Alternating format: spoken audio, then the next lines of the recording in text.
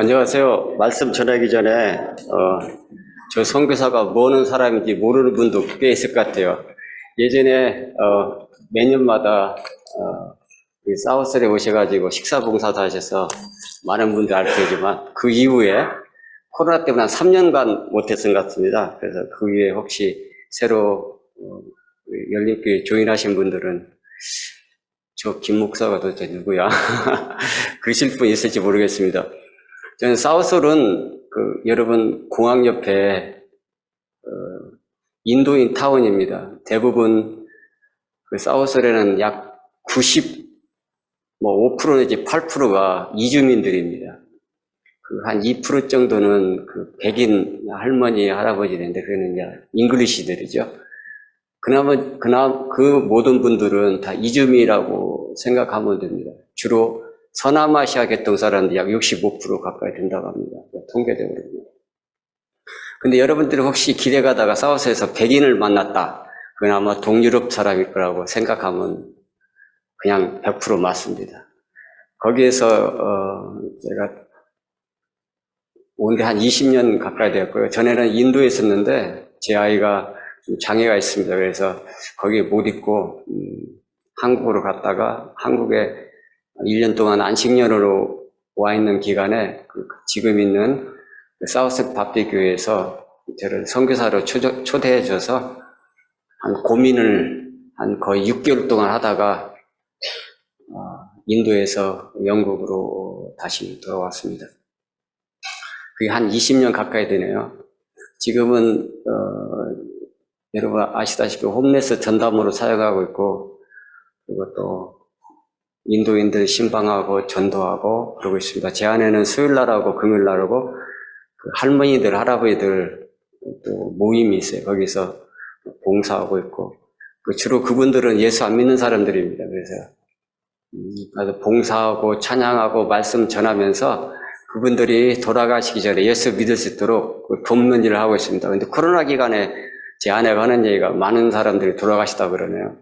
그분들이 예수 그리스도를 알고 돌아가셔서 얼마나 좋을까 하는 그런 생각도 하고 또 기도도 하고 있습니다. 여러분 참으로 예수 그리스도 안에 있는 것이 얼마나 행복한가 여러분 스스로 경험해 보셨으면 좋겠습니다. 이게 바로 예수 그리스도 안에 있는 그 믿음이야말로 진정한 행복이고 기쁨입니다. 오늘 찬양을 했습니다. 평강이 너희 안에 있으라. 평강은 바로 예수 그리스도 안에 있는 것입니다. 예수 그리스도 위에는 평강과 평안은 존재하지 않습니다. 여러분 오늘 주보 보니까 아픈 분들이 많이 있네요. 제가 예전에 저쪽에서 예배 드릴 때 휠체어 탄 아이도 봤었는데 어쨌든 마음속에 평화가 여러분 안에 가득하기를 바랍니다. 잠시 기도하겠습니다.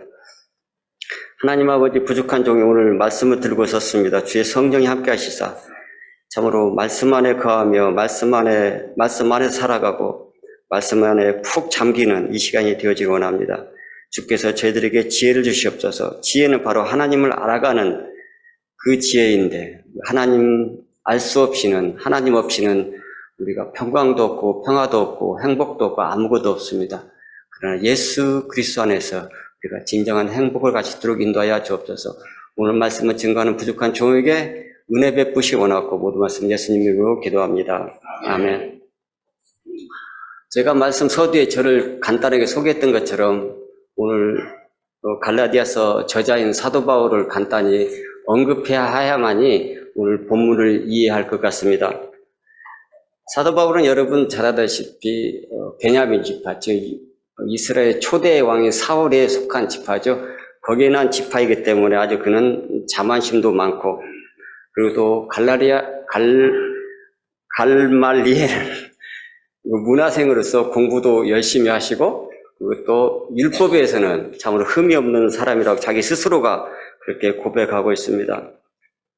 그런 이러한 사람이기 때문에 예수 그리스도, 예수 믿는 사람들 핍박하는 데 또 앞장섰습니다. 그래서 그는 핍박자요. 그 핍박자가 어느 날 갑자기 다메섹, 지금으로부터 시리아의 수도인 다마스커스에 가서 그 길을 가는 중에 예수 그리스도를 만나게 됩니다. 바울이 회심하기 전에 과연 예수 그리스도는 누구 있을까요? 그 예수 그리스도는 하나님의 저주를 받아 나무에 달려서 죽은 사람이었습니다. 이 바울의 시각에서 보면은 이 예수 그리스도는 유대계의 이방자요. 철저하게 예수 그리스도를 쫓는 이 우두머리를 쫓는 그 모든 사람을 제거해야 할 그런 목표로 가지고 살아왔던 사람입니다. 그는 늘 생각하고 유대교만이 절대 진리고 율법으로만이 하나님을 섬기는 방법이고 또한 구원의 길이라고 그는 생각해 왔습니다. 이렇게 생각한 그가 예수 그리스도를 만납니다.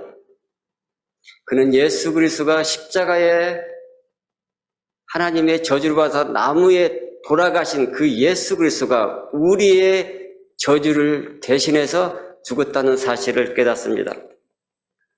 부활하신 예수님이 하나님의 아들이며 하나님 자신이 성육신하신 구세주심을 깨달았습니다. 성육신하신 그 예수님이 우리의 죄를 위하여 참으로 고통과 고난과 십자가에 죽으신 사실들을 그는 분명하게 인지하게 되었습니다. 그가 깨닫고 있는 것은 또 한 가지 있었습니다. 율법에 의해서는 죽을 수밖에 없지만은 그 죄값을 예수 그리스도가 우리를 대신해서 지었다는 사실도 그는 인지하게 되었습니다. 하나님의 본체신 예수님이 인류의 죄를 위해서 어린 양의 희생양처럼 십자가에서 희생양으로 죽었다는 사실도 깨달았습니다. 그런 이들은 사실을 깨달은 즉시에 복음을 증거하기 시작합니다. 제가 지난 1년 전에 딱 1년에 와서 로마서 1장에 있는 말씀을 전했습니다. 그때 바울은 어떠한 복음을 전하는가에 대해서 말씀을 드렸습니다. 이 복음은 그가 다시금 생각하기를 이 복음은 하나님으로부터 시작되었다고 말씀합니다. 로마서 1장 1절에 보면. 그리고 하나님께서 선지자를 통해서 성경에 기록되었고 그 성경에 기록된 그 예수님이 동정녀 마리아로 이 땅에 오셔서 우리를 위하여 고난과 고통받으시고 십자가에 못 박혀 죽으시고 3일 만에 부활했다는 사실들을 그는 담대하게 이방인들에게 증거했습니다. 십자가에서 어린 양처럼 피 흘려 죽으시고 부활하신 예수님을 믿는 믿음으로만이 구원을 얻는다는 사실들을 그는 분명히 인지하고 증거하기 시작했습니다. 이러한 진리를 발견한 후에 바울은 자기에게 주어진 부와 명예와 율법적인 학식을 다 배설물처럼 여기고 버렸다고 말씀합니다. 이러한 진리를 전하기 위해서 그는 1차, 2차, 3차 세 번에 걸쳐서 지금의 터키, 사이프러스, 그리스, 알바니아 그 지역으로 복음을 증거했습니다. 지금의 터키 중부 지역이 그 당시에 갈라디아 지방이라고 말씀합니다. 이 복음을 증거하면서 갈라디아 여러 지방에 교회를 개척한 것이죠. 순수한 바울의 전도만으로 거기에 교회가 세워졌습니다. 오직 예수 그리스도를 통해서만이 구원을 얻는다고 하는 그 메인 포인트로 이 갈라디아에 있는 지방의 많은 사람들이 예수 그리스도 앞에 돌아왔습니다. 그런데 바울에게 슬프고 화가 나고 그러한 소식이 들립니다. 그것은 바로 예루살렘 교회에 속한 거짓 선생들이 갈라디아에서 와가지고 이제 갈라디아 지방에 있는 교회들에게 시비를 걸습니다. 당신은 어떻게 구원받았습니까? 라고 물어봤을 때 이들은 바울이 가르친 그대로 우리는 오직 예수 그리스도의 은혜로만 우리는 구원을 받았습니다. 라고 담대하게 얘기했지만 아니야, 그게 아니야. 그것 플러스 너희들은 율법을 지켜야 돼. 할례를 받아야 돼. 음식 규례를 지켜야 돼. 라고 가르치고 있습니다. 그래서 많은 사람들이 예루살렘에 있는 교회에 있는 선지자들이 아니면 선생들이 정말 예루살렘에 있는 성도들은 다 할례를 받았을까라고 하면서 그들도 할례를 받기 시작합니다. 율법은 곧 우리가 죄인이 있는 것들을 깨닫게 하는데 율법에 다시금 이들에게 구속시킵니다. 예수 그리스도의 보혈이 율법의 모든 구속에서 해방시켰는데 이들은 다시금 율법을 지키라고 하면서 율법의 구속 아래 잡아놓습니다. 이 소식을 들은 바울이 얼마나 화가 나고 얼마나 슬프겠습니까? 예루살렘에서 올라온 그 거짓 선생들은 아마 많은 바울을 비난을 했을 것입니다. 우리가 듣기로는 그들의 생각입니다. 거짓 선생들. 우리가 듣기로는 바울은 예수님의 제자도 아니야. 예전에 우리를 핍박했던 사람들이야. 라고 하면서 제자 사도권도 시비를 건 모양입니다. 그래서 사도행전 15장 1절에 보면은 어떤 사람들이 유대로부터 내려와서 형제들을 가르치되 너희가 모세의 법대로 할례를 받지 아니하면 능히 구원을 받지 못하리라 라고 이야기합니다. 또 5절에 보면은 바리새파 중에 어떤 믿는 사람들이 일어나서 말하되 이방인에게 할례를 행하고 모세 율법을 지키라 명하는 것이 마땅하다 하니라. 사도행전 15장에 있는 그 말씀으로 근거해 보더라도 갈라디아 사람들이 많은 사람들이 바울의 가르침을 버리고 유다에서 올라온 거짓 선생들의 말을 듣고 많은 사람들이 할례를 받은 것 같습니다. 그래서 사도 바울은 1장 7절과 8절에서 다른 복음을 전하는 자, 곧 천사라 할지라도 저주를 받으라고 강한 어조로 이야기합니다. 또 하나는 5장 12절에 보면은 너희를 어지럽게 하는 자는 스스로 베어버리기를 원하노라. 여기서 스스로 베어버리기를 원하라고 우리 쉬운 성경에 보면은 남성을 제거해버리라는 겁니다. 성경에 보면, 쉬운 성경에 보면 고자를 만들라고 그게 기록되어 있어요. 여기서 이 말은 두 가지의 의미가 있을 것입니다. 첫 번째 의미는 정말 화가 나서 할례를 받다가 남성 표피를 제거하다가 그냥 거기까지 잘라버렸으면 좋겠다고 하는 그런 의미도 하나 내포될 수 있을 것입니다. 또 한 가지는 그때 당시에 갈라디아 지방에 여신이 있었다고 합니다. 근데 그 사제들은 전부 다 남성을 제거했다고 그래요. 남성을 제거하게 되면 생산력이 없잖아요. 그래서 두 번째 의미로는 참으로 이들이 가짜 복음을 전하는 생산력이 좀 끊어졌으면 좋겠다고 하는 의미도 여기서 내포가 될 수 있을 것입니다. 얼마나 화가 났으면 정말 할례 받다가 성기를 잘라버렸으면 좋겠다고 실수라도 그런 말을 했겠습니까? 그만큼 그는 예수 그리스도 통해서만 구원받는다는 이 사실들을 강하게 전했지만은 갈라디아 사람들이 거짓 선지자를 통해서 다시금 율법으로 돌아가는 예수 그리스도의 믿음 위에 율법을 지켜야만이 완전한 구원을 이루겠다고 하는 그 거짓 가르침에 그들은 푹 빠져 있었던 것입니다. 이러한 상황 속에서 바울은 갈라디아 있는 성도들에게 그러한 것들을 잘못됐다, 율법이 잘못됐다는 것을 가르치기 위해서 전한 서신이 바로 갈라디아서입니다.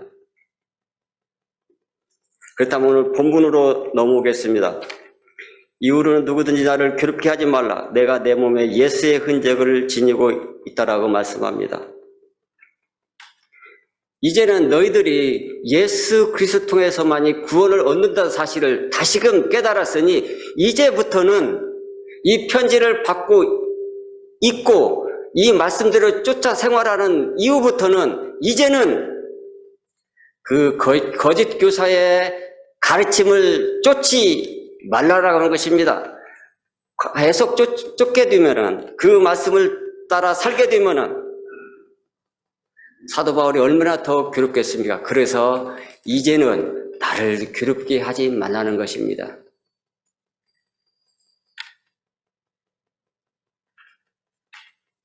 거짓 선자들의 가짜 복음을 따름으로써 율법을 지킴으로써 구원을 입는 그 행위가 그렇게 가르치고 따르는 너희들의 믿음이 나를 괴롭게 한다는 얘기입니다.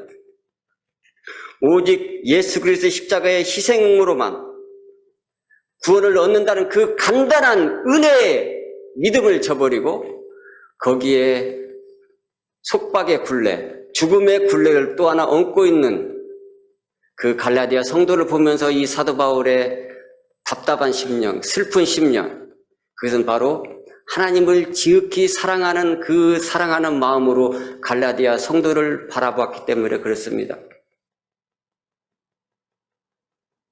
여기서 단에서 늘 말씀해 주는 목사님, 이 목사님은 하나님을 지극히 사랑하기 때문에 여러분들에게 하나님의 말씀대로 살아가라고 때로는 훈계하고 야단치고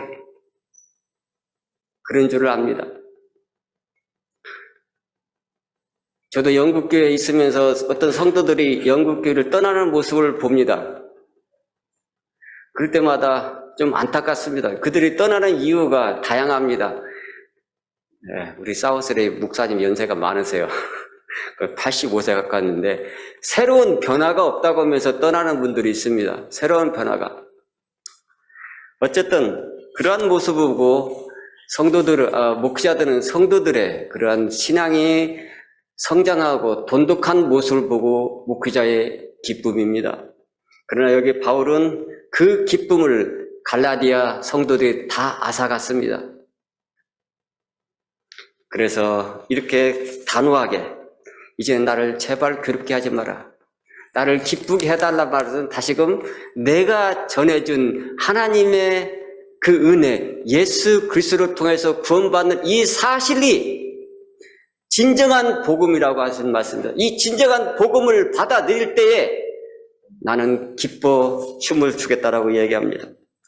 이 반대로 얘기하면 그랬죠. 괴롭게 하지 말라. 그 반대는 기쁨이잖아요.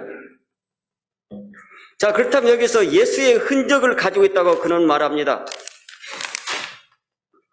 이제로 나를 괴롭게 하지 말라. 내가 예수의 흔적을 가졌노라고 얘기합니다. 여기서 흔적이라고 하는 것들은 두 가지 의미로 해석해 볼 수 있습니다. 하나는 육체에 가지고 있는 흔적, 하나는 내면 속에 가지고 있는 흔적을 의미할 수 있습니다.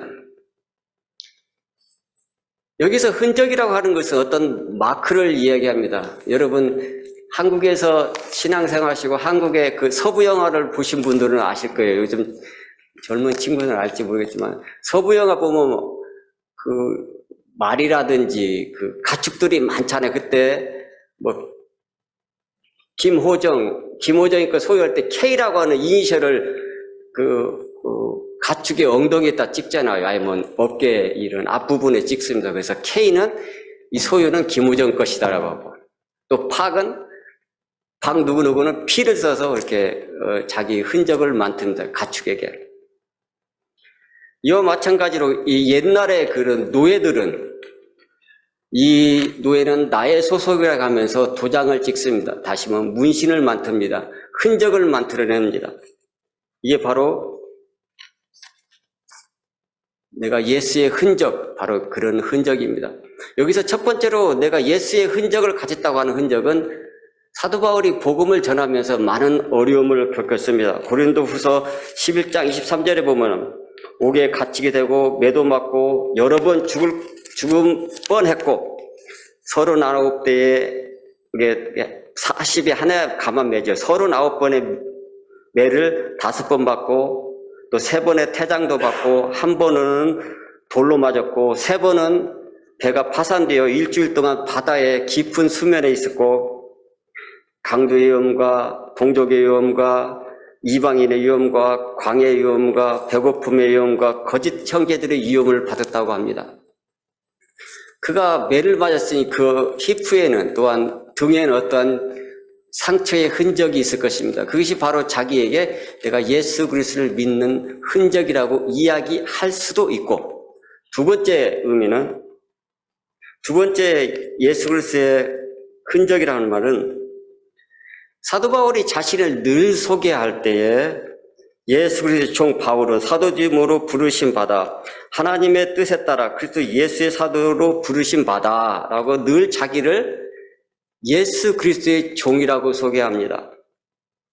이제 내가 사람들에게 좋게 하라, 하나님의 좋게 하라, 사람들에게 기쁨을 구하라. 내가 지금까지 사람의 기쁨을 구했으면 그리스도의 종이 아니라라고 이야기합니다. 모든 서신서에는 자기를 이처럼 예수 그리스도의 종이라고 소개합니다. 여기서 종이라고 하는 건 바로 노예를 칭합니다.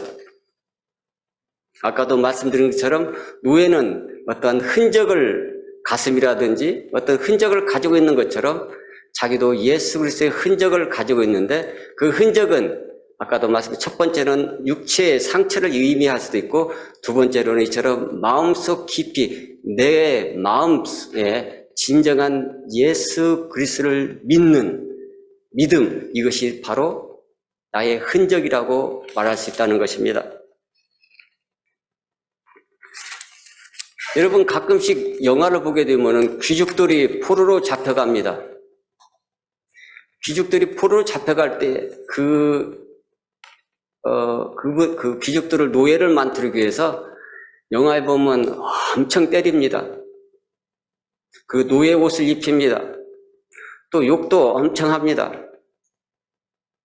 그러다가 또 반발하죠. 내가 왕년에 귀족이었는데 이참에 이곳에 와서 내가 노예구나 반발도 합니다. 그래서 로마 시대 때 그 노예 반란도 있었잖아요. 반란을 일으킨다고 한다면 그 마음속에 정말 내가 노예라고 인지하고 있을까요? 아니죠. 전혀 인지하지 못합니다. 내가 비록 억압당하지만은 비록 내가 욕먹고 매질당하지만 내 마음속 깊은 곳에는 나는 자유인이라고 하는 그런 표현으로 그들이 반란을 일으켰습니다. 그러나 사도 바울은 자기 스스로 나는 예수 그리스도의 노예라고 표현하고 있습니다. 이 노예는 육신의 몸에 흔적이 있다고 말씀드렸던 것처럼 이 사도 바울의 마음속 깊은 곳에는 이러한 스스로의 노예, 자기가 노예로서의 삶을 살겠다라고 얘기합니다. 누구 때문에? 예수 그리스도의 그 복음이 위대하기 때문에. 이 복음을 전하는 사도 바울의 그 복음이 얼마나 귀했으면은 태중에 나를 선택하셨다라고 이야기합니다. 복음이 귀하기 때문에 나를 어머니의 태중에 선택한 것이지 내가 귀해서 나를 태중으로부터 하나님이 나를 선택하셨다는 얘기가 아닙니다. 복음 전하는 그 복음이 위대하고 그 복음만이 우리를 구원할 수 있기 때문에 그는 이처럼 고백했던 것입니다. 율법은 우리에게 죽음을 요구합니다.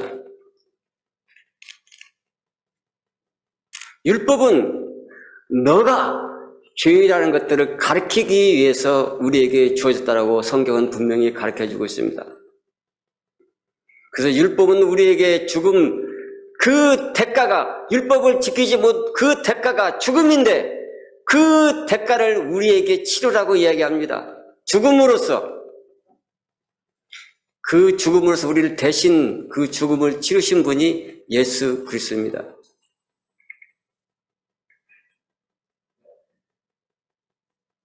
예수님께서는 이렇게, 죄송합니다. 예수님께서 아니고. 갈라디아서 1장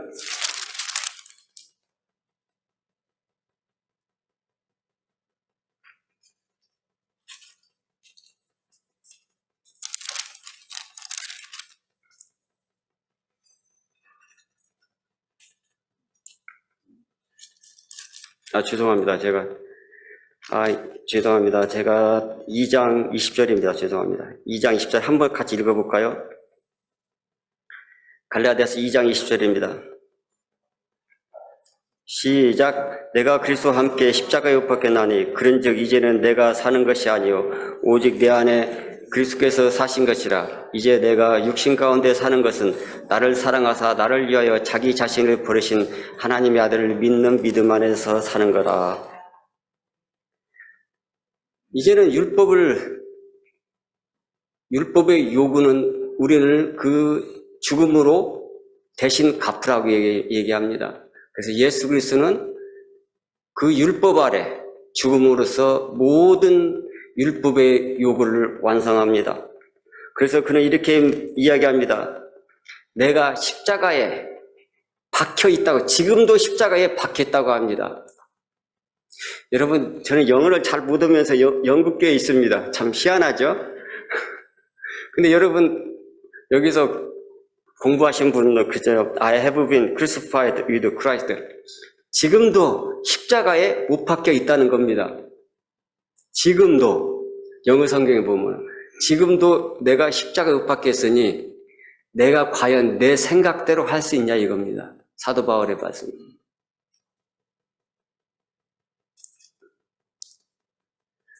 내 의지대로 뭐 할 수 없는 존재가 바로 예수 그리스도에 노예된 바울이었다라고 하면서 그것이 자기 자신의 마음속에 새겨진 예수 그리스도의 흔적이라고 말합니다. 여러분 혹시 육체에 예수님 때문에 받은 흔적이 있습니까? 아마도 있는 분도 있을 것입니다. 예수 그리스도 때문에 마음속 깊은 곳에 어떤 흔적이 있습니까? 아마도 있을 겁니다. 복음을 전하다가 핍박받은 사건, 지나가다가 욕 하나 얻어먹은 그 사건이 여러분들에게 예수 그리스도를 믿는 흔적일 수 있습니다. 우리는 예수 믿는 사람으로서 예수 그리스도의 흔적을 가지고 있는 사람으로서 우리의 삶은 과연 어떠한 삶이어야 할까요?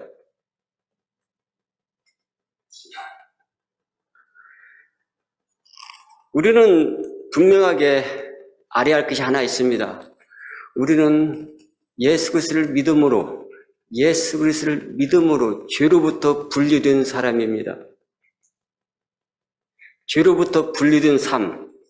그런데 어찐 일인지 우리 생각 속에서는 세상 잡것들이 다 왔다 갔다 합니다. 그죠? 저만 그렇습니까?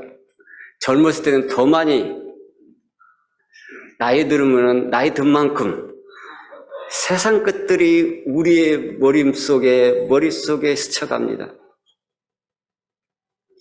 스쳐갔으면 또 괜찮겠는데 스쳐가지 못하도록 또 잡고 있을 때는 또 혹시 없습니까?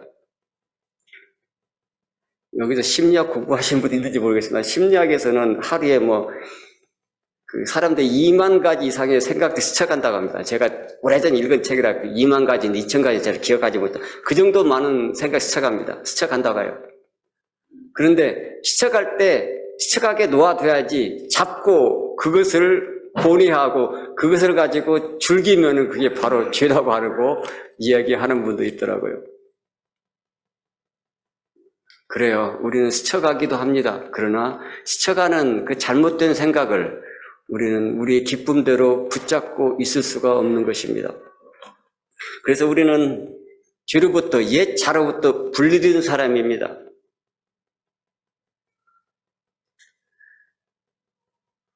그래서 성경은 요한일서 1장 7절에서 말씀하고 있기를, 제가 성경 구절 제대로 암송하고 있는지는 모르겠습니다만, 예수의 피가, 그의 아들 예수의 피가 우리의 죄를 깨끗게 씻게 하신다고 말씀합니다. 그의 아들, 하나님의 아들 예수 그리스도의 피가 우리의 죄를 깨끗게 씻는다. 세상에 우리가 육체적으로 어떠한 행동으로서 잘못하지 않는다 할지라도 생각 속에서 떠오는 생각을 붙잡고 그 생각 속에서 헤매고 있다고 한다면은 우리는 그것을 분리시켜야 합니다. 분리시키기 위해서는 우리는 예수 그리스도의 보혈, 예수 그리스도의 피를 의지하고 우리는 고백해야 합니다. 그래서 예수 그리스도의 보혈이 우리의 죄를 깨끗게 씻은 그 능력이 그리스도의 보혈에는 있기 때문에 그렇습니다. 우리는 단순합니다. 믿음이 아주 단순합니다. 어떤 율법을 지키라는 것도 아닙니다. 할례를 받으라고 얘기한 것도 아닙니다. 이것은 먹고 이것은 마시지 말라고 얘기하지도 않습니다. 그러나 여러분 기억하십시오. 율법은 구원을 받기 위해서 지키는 게 아닙니다. 율법은 크게 따지면 구약 성경입니다. 거기에서 더 줄이면은 모세오경일 수 있을 것입니다. 그것보단 더 줄이면은 십계명일 수 있습니다. 그것보단 더 줄이면은 예수님께서 말씀하신 대로 하나님 사랑과 이웃 사랑일 것입니다. 그러면 하나님 사랑과 이웃 사랑을 그 십계명을 지키지 말라는 얘기 아닙니다. 구원 받기 위해서 지키는 것이 아니고 성도로서의 삶의 규범으로서 지켜 나가야 한다는 것입니다. 크게 두 개로 예수님께서 줄여주는 것처럼 하나님 사랑과 이웃 사랑, 이것은 바로 성도의 삶의 기준 윤리라고 하는 것입니다. 구원을 받기 위해서 지키라는 얘기가 절대 아닙니다. 성도로서 삶의 규칙입니다. 우리는 이처럼 옛 자아로부터 분리된 삶을 살아가는 것이만이 예수 그리스도의 흔적을 가지고 살아가고 있는 저와 여러분이 될 것입니다.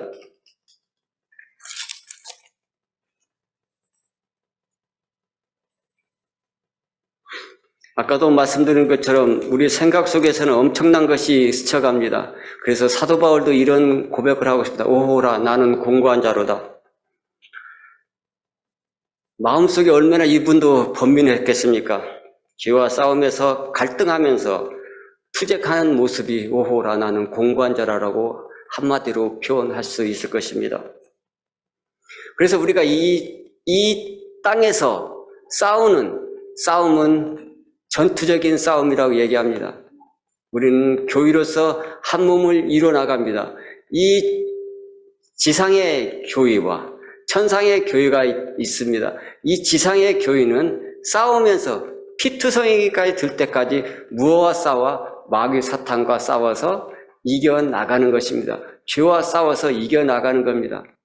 그래서 이 땅에 있는 교회는 전투적인 삶이 우리에게 필요합니다. 그러나 천상의 교회는 승리의 교회, 기쁨과 감사가 넘치는 교회, 평강과 평화가 넘치는 교회입니다. 우리는 비록 이 땅에 전투적인 삶을 살고 있지만은, 그러나 언젠가는 저 하나님 나라에 가서 하나님 나라에서 기쁨과 감사가 넘치는 그러한 투쟁이 아닌 기쁨이 넘치는 교회의 한 공동체로 살아갈 것입니다. 예수의 흔적을 여러분 어디에 두고 있습니까? 육체에 두고 있습니까? 그것도 하나님 앞에 큰 영광을 돌리는 길입니다. 마음속에 깊은 곳에 예수 그리스도의 흔적이 있습니까? 그것도 동일하게 하나님께 영광 돌리는 아름다운 삶이 될 것입니다. 예수님께서는 하나님께 영광 돌리는 방법을 우리에게 이렇게 제시하고 있습니다.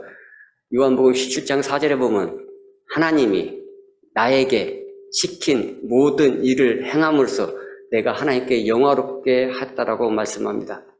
그렇다면 하나님께서 예수 그리스도 이 땅에 보내실 때 하라고 한 일이 무엇이죠?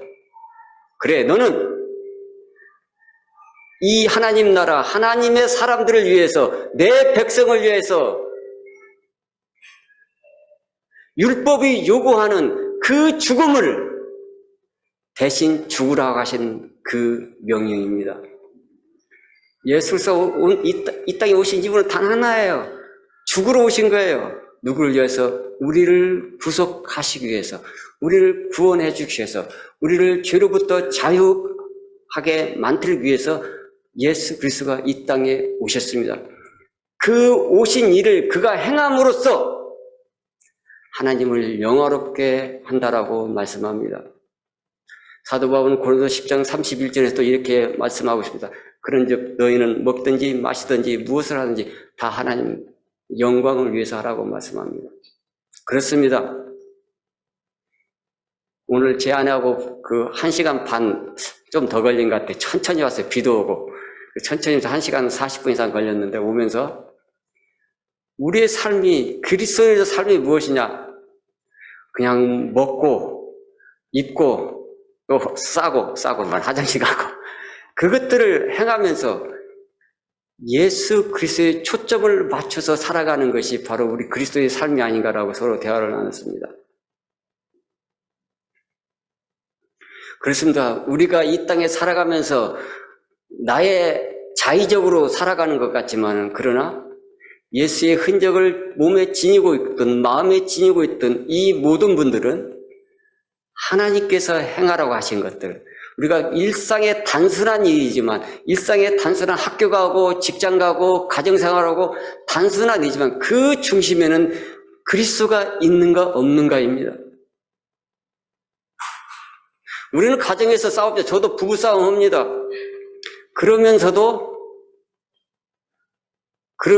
그 안에 그리스도를 찾습니다. 하나님, 제가 성질이 조금 세상 말로는 개떡 같아서요. 전라도 표현으로 하면 저 전라도 김제 사람입니다. 성질이 워낙 못 같아서요. 그러면서도 그 안에 중심은 예수 그리스도가 내 안에 있다고 하는 것도 잃지 않습니다. 순간적으로 성질이 못 같아도 그 못 같던 성질을 좀 고치려고 예전에는 10번 화냈다면 지금 한 번 정도는 줄여가고 9번, 8번, 7번, 6번 줄여가는 게 우리 그리스도의 삶이 아닐까요? 우리 형제 막 결혼하신 것 같아요. 예전에 안 했어요? 했어요? 네. 예전에 사우스에 오실 때는 혼자 오셨는데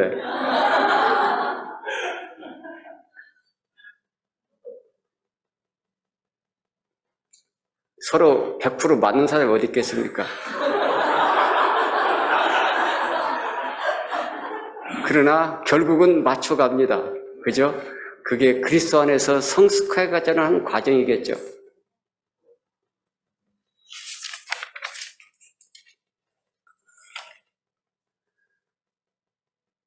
일상생활에서 하나님께서 우리에게 맡겨줄 일이 무엇인지 그것을 행함으로써 우리는 하나님께 영광 돌린다고 예수님께서 그렇게 기도했던 것처럼 우리에게 일상적으로 하나님께서 우리에게 무엇을 맡기셨습니까? 직장에서 열심히로 일하는 것 여러분들에게 하나님께서 맡기신 일입니다. 열심히 일하십시오. 학교에서 저는 참 공부를 참 못했어요. 학교에서 성실하게 열심으로 공부한 것, 그것은 바로 하나님께서 여러분에게 맡기신 일입니다. 가정주부? 밥하고 뭐하고 하는 거, 내가 이 밥하고 빨래하고 이거 하려고 내가 대학 교육교육 받은 줄 알아? 유학 온 줄 알아? 그렇게 시비 거는 사람도 혹시 있을지 모르겠습니다. 그러나 그 안에 하나님께서 가정에서 성실하게 생활하라고 하신 것도 우리에게 맡겨준 일입니다. 우리는 그렇게 함으로써 하나님께 영광 돌리고 영화롭게 하는 것, 그것이 바로 예수의 흔적을 우리 마음속에, 우리 육체에 담고 살아가는 저와 여러분입니다. 이제는 말씀을 마치겠습니다. 하나 여러분들에게 도전을 해드리겠습니다. 해보겠습니다.